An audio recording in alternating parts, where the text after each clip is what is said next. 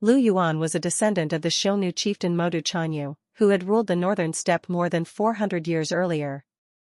In those days, Emperor Gaozu of Han, Liu Bang, had married a princess of the imperial clan to Modu Chanyu as part of a peace alliance, and the two had sworn brotherhood. Thus, Modu's descendants took the surname Liu. Lu Yuan therefore had noble lineage.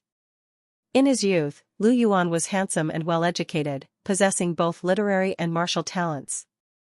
When he first arrived in Luoyang, he was warmly received by Sima Zhao, the powerful regent who controlled the Qiaowei government. Later, Emperor Wu of Jin, Sima Yan, also summoned him for an audience, and after speaking with him, praised him highly. Lu Yuan became a well-known and admired figure in Luoyang at the time. Although several court officials had repeatedly recommended him for office, the emperor never appointed him to any important position. When Lu Yuan founded the Han Kingdom, the first dynasty in Central Plains history established by an ethnic minority, his leadership charisma attracted countless followers, both non-Han peoples and Han Chinese, who had suffered deeply from the devastation of the War of the Eight Princes. Lu Yuan warmly welcomed all those who supported the Han Kingdom, regardless of their social status or profession, personally stepping out of his military camp to greet them. His army maintained strict discipline. Wherever they went, they never harmed the common people, earning widespread admiration and trust. As Lu Yuan's influence expanded, other anti-Jin forces gradually came under his command. The Han Kingdom achieved significant progress in its war against the Jin dynasty, with even some Jin generals defecting with their troops to join Lu Yuan. On one occasion, Lu Yuan's subordinate, Qiao Shi, captured Jieshou County of the western Jin, killed the magistrate Jia Hun, and attempted to take Jia's wife, Lady Zong, as a concubine. When she refused, Qiao Shi killed her as well. Upon hearing this, Lu Yuan was furious and exclaimed, "If heaven has a conscience, Qiao Shi will surely die without descendants." He then demoted Qiao Shi by 4 ranks and had Jia Hun's body properly buried with full honors. In 309, the Jin general Zhu Dan rebelled against the Jin dynasty and defected to Lu Yuan's Han state. Upon learning that Luoyang was poorly defended, Lu Yuan appointed his Grand General for the annihilation of Jin, Lu Jing, as Grand Commander and ordered him to attack the city. After achieving victories at Liang and Yanjin, the cruel and bloodthirsty Lu Jing massacred over 30,000 men, women, and children, drowning them all in the Yellow River. When Lu Yuan heard this, he was enraged and said, "How can Lu Jing still have the face to appear before me? To slaughter the innocent so wantonly, heaven itself will not tolerate it. The only ones I seek to destroy are the Sima clan. What crime have the common people committed?" He immediately demoted Lu Jing to the rank of general who pacifies the barbarians and halted the military campaign, abandoning what could have been an easy capture of the western Jin capital. Luoyang. Lu Yuan was the first ruler in Chinese history from an ethnic minority who sought to build his army and govern his state based on traditional Chinese culture. Unfortunately, when Lu Yuan rose in rebellion, he was already 52 years old, and heaven granted him only 6 short years. Before the Western Jin dynasty could be overthrown, Lu Yuan passed away. Lu Yuan's family was highly syncretized. His children were raised from an early age under the influence of traditional Chinese cultural education and deeply shaped by Confucian moral philosophy. Following Han Chinese cultural tradition, Lu Yuan appointed his eldest legitimate son, Crown Prince Lu He, as his successor, and arranged for Lu He's uncle, Prince of Anchang Lu Xing, to assist in governing. Lu Xing was a deeply syncretized Xiongnu noble. Although he was not particularly capable, his mind was filled with Confucian virtues, loyalty, filial piety, benevolence, and righteousness. He devoted himself to reading Confucius's classic of filial piety, Shaojing, and Analects, Luanyu. Lu Yuan hoped that Lu Xing would assist Lu He, ensuring a stable succession within the Lu family's dynasty and preventing the recurrence of internal chaos like that which had destroyed the Sima clan of the Western Jin.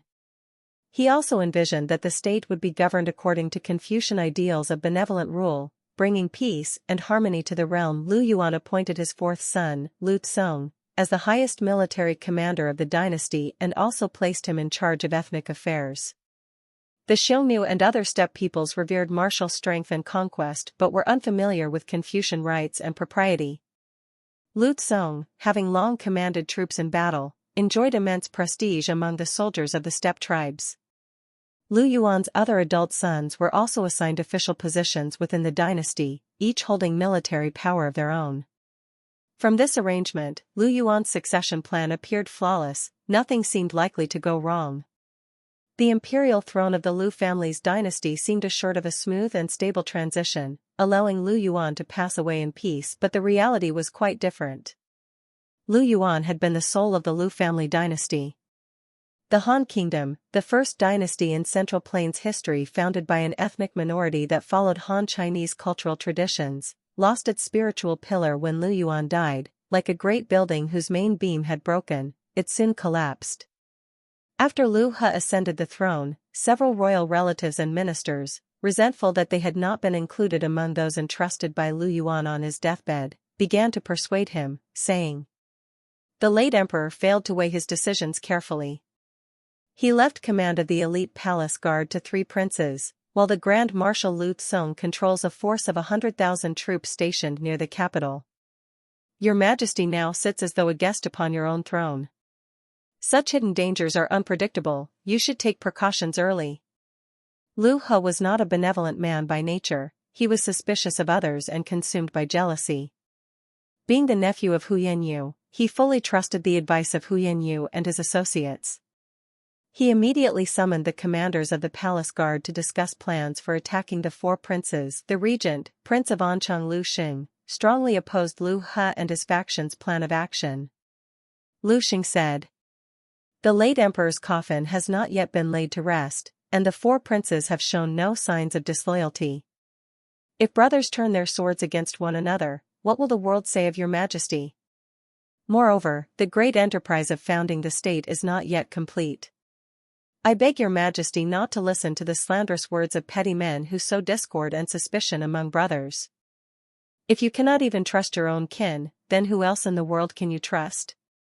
Upon hearing this, Hu Yanyu and his followers flew into a furious rage and shouted harshly, "There is no more reasoning to be done today, this is how it must be."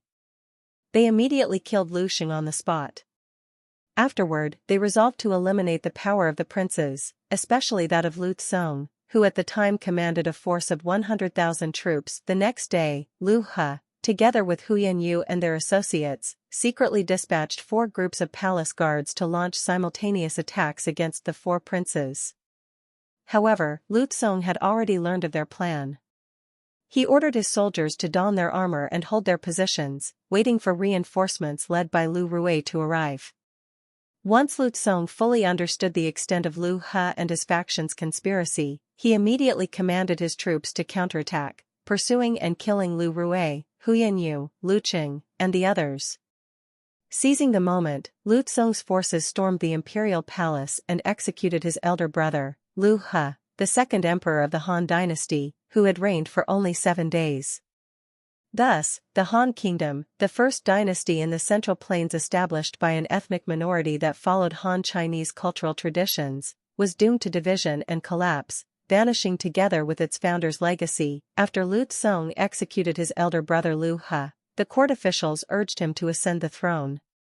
At that time, he still had another elder legitimate brother, Lu Gong, who was alive. Fearing that his own succession was illegitimate, since he had taken the throne out of order, Lu Xong grew wary of Lu Gong and took advantage of the night to break through the wall and assassinate him while he slept.